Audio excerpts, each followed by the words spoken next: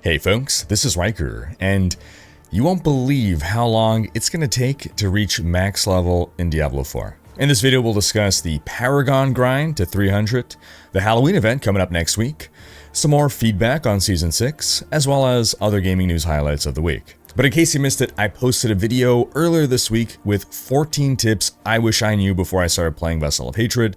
If you haven't seen the video, I encourage you to check it out. You may learn a thing or two, and if you haven't been keeping up with Diablo 4, you can find all my info videos consolidated on my website, Rhykker.com, which brings us to a word from our sponsor, Squarespace. I built my website using Squarespace, and I was able to do everything myself, quickly and easily, and with zero education in the field. All thanks to how easy Squarespace is to work with. Squarespace even has a new AI tool called Design Intelligence, which combines 2 decades of industry-leading web design expertise with the latest AI tech to empower you to build a beautiful-looking, personalized website made exactly for your needs and your unique identity. Squarespace even has optimized SEO tools so that you can launch your website and start getting views as quickly as possible. Squarespace is flexible for any kind of website. With tons of design options to pick from, you can easily connect all your social accounts and also upload your video content and organize your video library. You can sell products or services, and with Squarespace Payment, you have an easy way to manage your payments in one place. You're just a few clicks away from being able to receive payments through your website, all while offering customers popular payment methods like Apple Pay, ClearPay, Klarna, and ACH Direct Debit. Basically, if you want to build a website, I recommend Squarespace. So head to squarespace.com/Rhykker or click the link in the description to start your free trial and use code Rhykker to get 10% off your first purchase of a website or domain. That's squarespace.com/RHYKKER and use code Rhykker. Alright, diving into the Diablo news, Blizzard has announced a Halloween event for Diablo 4.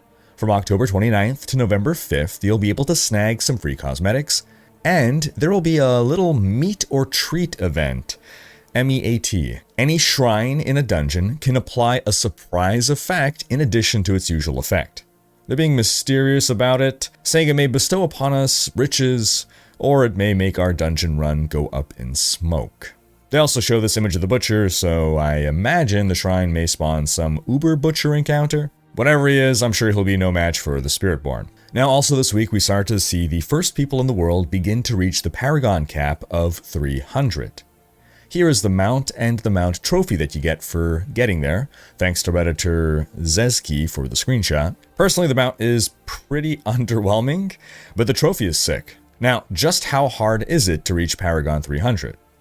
Well, it took Rob 184 hours to get there, and while that was not 184 hours of pure XP grinding, Rob is an absolute top-tier blaster, so if it takes him 184 hours, you can expect much longer for the average player. In fact, here's a chart that is visually representing how much XP you need to hit different Paragon levels. This means that at Paragon 243, you are 10% of the way to your journey to 300. Paragon 284 means you're halfway there. Thanks to Redditor WisdomX307504 for putting together this graph. It really puts things into perspective.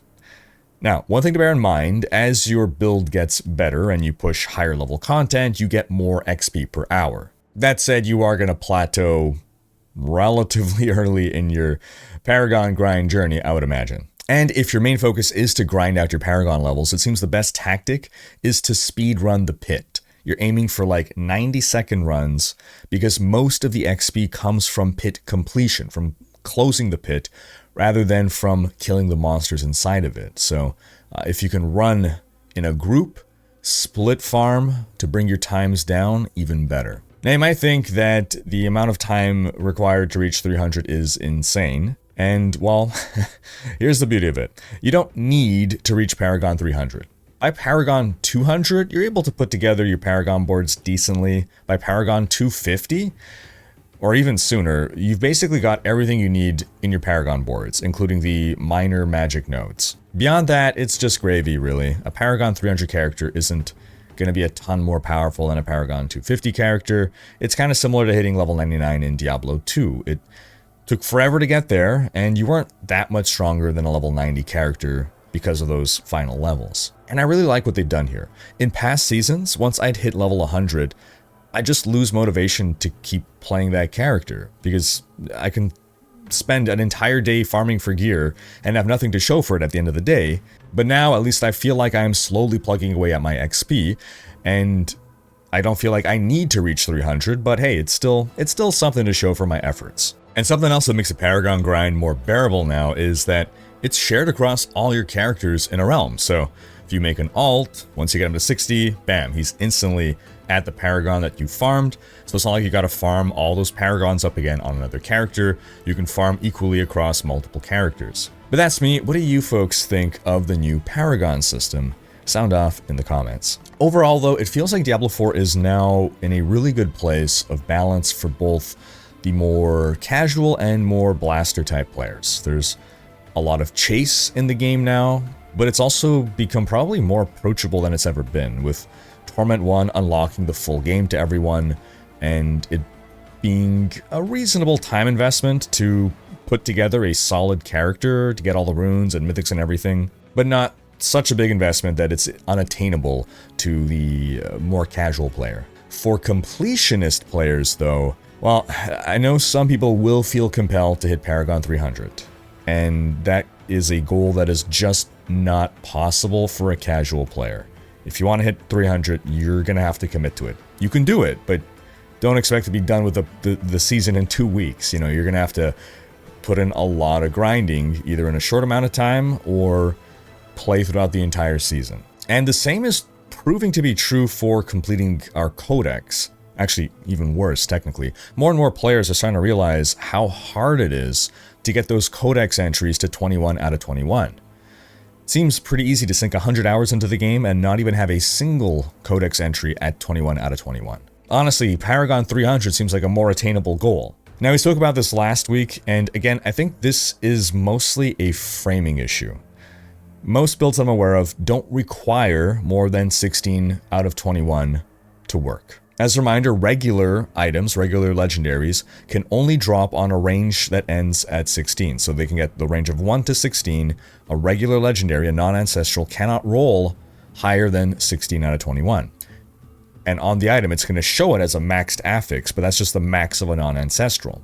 Only ancestral items can get 17 to 21 in your codex. So while we don't need to get our codex aspects to 21 to have builds that can obliterate the game, the way that it's framed in the game and in the codex, it kind of feels like we do need to get the 21 out of 21. So what if we framed it differently? What if in the codex the entry went to 16 out of 16? Boom, it would look like we were done, and we'd probably feel fine stopping there. If the game made clear that 17 to 21, these were just bonuses above and beyond, maybe we'd be okay with that. And maybe that's literally how to present it. Instead of 21 out of 21, it could be, oh, you have 21 out of 16. Or you do 16 out of 16, and there's like a button to expand for more details, and you see, 5 out of 5 bonus ranks unlocked. I could almost guarantee that if the codex said 16 out of 16, then the number of people who would be complaining about the difficulty of maxing out the codex would drop tremendously. Also, if we were not already accustomed to maxing out our codex from Season 4 and 5, we probably wouldn't have these complaints at all, or at least not in such great number. The thing is, we are now accustomed to, and we have the expectation of maxing out our codex because of the previous seasons. Now, if we don't want to reframe things, another thing you can do is just make it easier for people to max out their codexes. You know, you can have ancestrals have a propensity to roll higher. Maybe instead of letting them roll on a range of 1 to 21, they could only roll from 17 to 21 or 8 to 21. Because right now the problem is that ancestrals are so rare. And because of that, you need an ancestral in order to max out your codex, and then you need the ancestral to roll well, but it could roll, worse than a non-ancestral. It only has a slightly better than average chance of rolling better than a non-ancestral. Right now, a maxed out ancestral aspect is the rarest thing in the game. It's rarer than a mythic drop by far. People have plenty more mythics than they have maxed out aspects. Oh, also last week I had mentioned that it would be nice to have an indicator in-game on an item if that item has an aspect that is an upgrade for your codex. And apparently this feature actually does exist.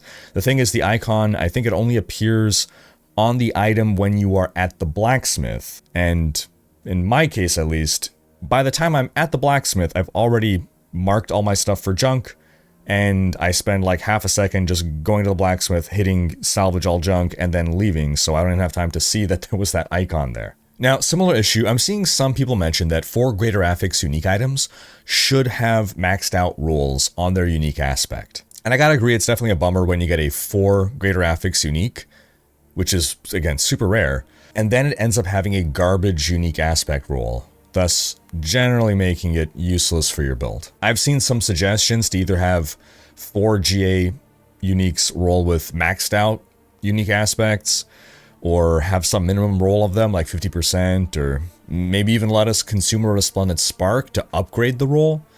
I don't know what the best solution is here.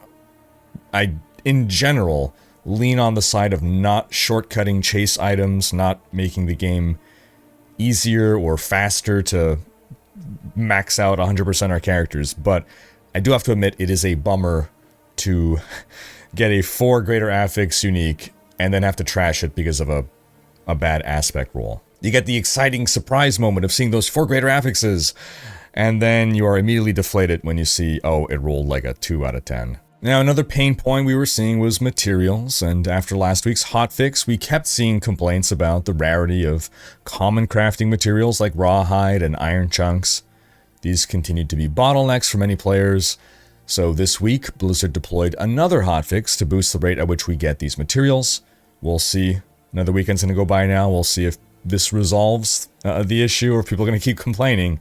At this point, I'm seeing suggestions that rather than just continue to let us get more of this more easily, to instead decrease the crafting cost, how many of these materials it takes to craft stuff, and maybe that is the next step to take. Oh, that hotfix also stopped gem fragments from dropping from tormented bosses, which sounds like a bad thing, but it's actually a great thing because at high level you eventually reach your gem fragment cap. Yes, there is a limit to how many gem fragments you can hold, and then gem fragments just, you walk over them and they pop and they stay on the ground and they just start littering the floor, and if you are farming a tormented boss, chain running it over and over, these fragments pile up and pile up and pile up and make it harder to click on the loot, and it was annoying and now it's fixed. Personally, I'd like to see a gem fragment sink, give us something to spend these fragments on, apart from just crafting gems, because you reach a point where you've crafted up all your gems, then you got nothing to do with gem fragments, and you keep getting this as a resource.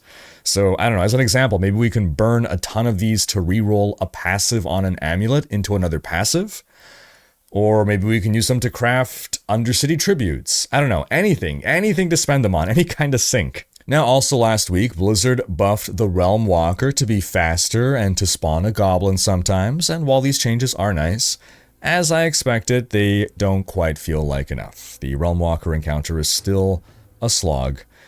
I really like the idea. I like the Realm Walker itself. I think it's a cool monster. In theory, this seems like it would be a fun thing where it's lumbering around, and just in practice, again, it's too slow. Maybe in Season 7, we can somehow take this Realm Walker, maybe turn it into a world boss, make it absolutely massive. Maybe it poops out other bosses or something. I don't know. Imagine a world boss. 20 players fighting this titanic Realm Walker that has pooped out a smaller version of every other world boss. You're fighting them all at the same time, or maybe there's just a non-stop army of demons pooping out while you're trying to take down the Realm Walker. Another creeping complaint we see, soul spires in infernal hordes. Can probably do with a revamp. A lot of experienced players try to avoid these as much as possible because they slow down the gameplay of the hordes, and they're not particularly rewarding.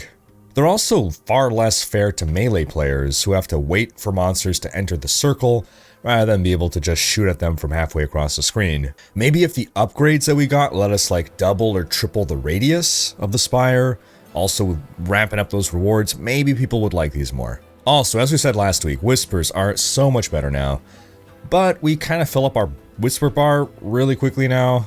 Being able to stack more grim favors and then turn in like multiple caches at once would probably lead to a better gameplay flow. So early on in the life of the game, right, whispers took a while to fill up. So you'd be playing for quite some time before you'd have to go turn in at the Tree of Whispers. But now, because you can get whispers really fast, which is great, now we're forced to interrupt our gameplay flow more often in order to turn in. And this is especially disruptive in group play if you're not all synced on the same number of whispers, where it's like, oh, well, hold on, I gotta go, turn on my whispers, wait for me. Overall, we should remember this problem exists because whispers are in a pretty good place now. People like doing them. They exist in a good realm of gameplay. It's really just the turn-ins at this point that are causing these game flow interruptions. We also got another patch yesterday that, thankfully, significantly increased the gem fragment cap. So hopefully this can hold things off until we find a use for them. Because again, if this stuff will continue to drop, it would be nice to have something to do with them. Also, remember how everyone was complaining about getting knocked off their horses all the time in Torment 4? Well, that patch also made that better. The horse now has to take more damage before you get dismounted. Also, folks, if you want some free cosmetics in Diablo 4, from October 8th to November 5th, you can get cosmetics just by watching Twitch streams. There'll be new cosmetics to farm up every week. You gotta watch at least 3 hours a week to earn the cosmetics of the week. You can watch me at twitch.tv/Rhykker. Also during this time period, if you buy or gift 2 subs, you get this horse, and 4 subs will get you the horse armor as well. And to wrap up our Diablo section this week, Diablo 3's latest season launched last night. Maxroll.gg has you covered with all the tier lists and guides you need. The season theme is the 4th cube slot, which I know a lot of people loved, and the shadow clones. On to some Ubisoft news. We've had a couple more stories to add to the pile of bad Ubisoft news of late. Last week, over 700 employees from Ubisoft France staged a walkout in dispute over home working and pay. It seems things had reached a boiling point over there. Lots of internal issues is what I'm hearing. Then, outside of that, Ubisoft dropped the price of the Assassin's Creed Shadows Collector's Edition by $50, from $280 down to $230. Still very expensive, but they knocked off the price because they had promised early access and the season pass as part of this bundle, and now with the game being delayed and the season pass being canceled, well, people were wondering, what are we paying for now? So they're doing the right thing here by lowering the price. So you might wonder, well, why is this bad news? Isn't this, Ubisoft doing a good thing? And it is, but it's also just a reminder that Ubisoft may not have much faith in Assassin's Creed Shadows at this point. Canceling the season pass, which could have meant more content coming to the game over time, almost seems like they just want to cut their losses and move on, get it released, and then move on another project rather than have to be committed to pumping out promised DLC if the game flops, which is something that we've seen other game titles and devs have to do, like Redfall, Suicide Squad. Game flops, they'd already promised DLC, they gotta work on DLC of this game that wasn't even economically viable. But the saddest Ubisoft news of the week is the fact that they are disbanding the team who made Prince of Persia: The Lost Crown. They're not firing anyone, thankfully, but there's basically no chance of Ubisoft continuing this kind of content now, and they are taking those team members and moving them on to other projects. Now, if you're not sure whether you've heard of this title, it's because Ubisoft did a pretty poor job marketing it. It was a smaller project. It was a AA title, basically. It was a Metroidvania Prince of Persia game that released to generally favorable reviews, and many players consider it one of the best games Ubisoft has released of late. However, it released in January 2024, and by October, it has sold only 1 million copies. And even though it was made on a small budget, and I'm sure was profitable, that just wasn't enough money for Ubisoft, and so again, now they've moved the team on to other projects. Apart from not marketing the game well, Ubisoft did the game no favors by not releasing it on Steam until 6 months after its wide release, also slapping a $50 price tag on it. And I'm not saying the game is not worth $50, but if you're not a AAA title with a AAA price, players generally expect a smaller budget game to look more, $40 range kind of game. Overall, it just kind of feels as though Ubisoft set this game up to fail, and the game almost didn't fail in spite of that. In other news, Blizzard revealed a limited time World of Warcraft mount that costs $90. And the internet is so mad at how much money World of Warcraft players have to give Blizzard now. I joke, but yeah, $90 for a mount is ridiculous. I agree, it's greedy. I don't think a mount should cost $90. However, I also think that how much something is worth is determined by how much the market is willing to pay for it, and I can guarantee you that this is going to make Blizzard a crap ton of money. I mean, just look at these screenshots showing a bunch of people who have already bought it, and players are reporting that WoW tokens on the auction house are all sold out. They had a mount like this in the past, in 2018, and I think you couldn't buy that one directly with money. It cost 5 million in-game gold. But the way World of Warcraft works is gold and money are basically interchangeable.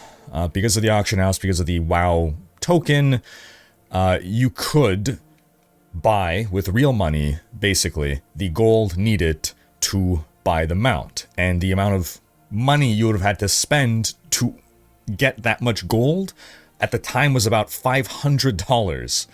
So your options were grind a super long time for gold or drop a bunch of cash. So by that metric, this mount is a steal at only $90. And it's even better than the 2018 mount because this one gives you direct access to your mail and the auction house. So it has built-in quality of life features that are making you extra enthused to get it. Man, isn't it great that Bobby Kotick has been gone for almost a year? In other news, in a historic first, Netflix has canceled the project before really giving it a chance. Yeah, they shut down their AAA game studio after assembling it from veteran talent 2 years ago. The studio was led by Chako Sani, the former Overwatch executive producer, and they managed to release a grand total of 0 games before Netflix shut them down. Because 2 years is absolutely not enough time to develop a AAA game. Now, there were rumors that Netflix basically didn't know what it was doing in the AAA game space. They were like hiring people, allegedly, in $300,000 to $400,000 salary range for positions that would be going for a fraction of that at other studios. So it could be that they just burned through a ton of money really fast. Maybe they thought, because they have mobile game experience, mobile games you can crank out in 2 years, 3 max. Maybe they thought, oh, we can release a AAA game in 3 years. Didn't realize it would take at least 5 years, and they just burned through all their cash and they had to shut down. I don't know. But speaking of Overwatch 2, in other news, Overwatch 2 has announced that they'll be testing out an entirely brand new mode that has players excited. 6v6.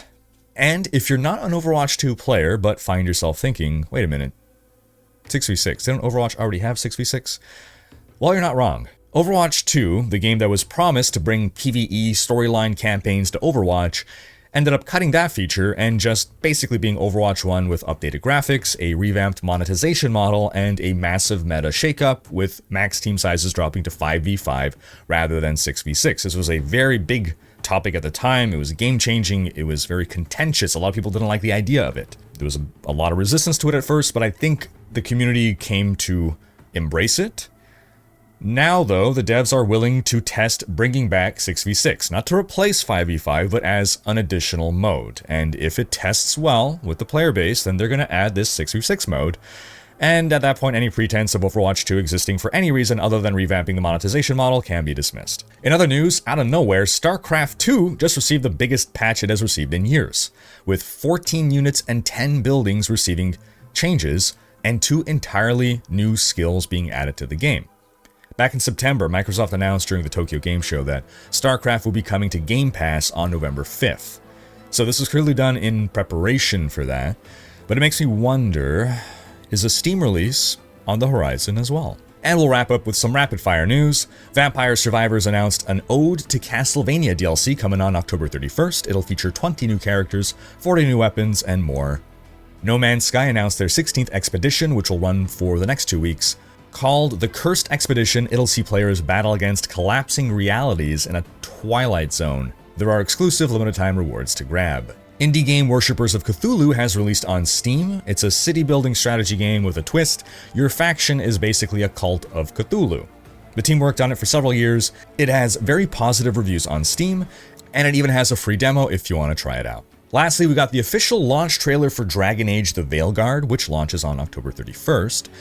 And after the first trailer left a sour impression for many folks, seems their marketing really turned things around and have been presenting the game in a much better light, almost literally. This trailer actually has me really hyped. I can't say I love the more cartoonish art direction for the characters, but the environments look gorgeous. I just really hope this game is good. And that's going to wrap up this week's video, but do be sure to check out last week's video in which we discussed how the community is receiving Vessel of Hatred. Also, folks, we're doing the Patreon banner this year. Anyone who is a Patreon supporter by October 31st at patreon.com/Rhykker, even at the $1 pledge, will get your name on the shirt. Thanks for watching. Special thanks to my Patreon supporters for making these videos possible. If you enjoyed this video, give it a thumbs up, and subscribe to join Rhykker's Raiders for more gaming content.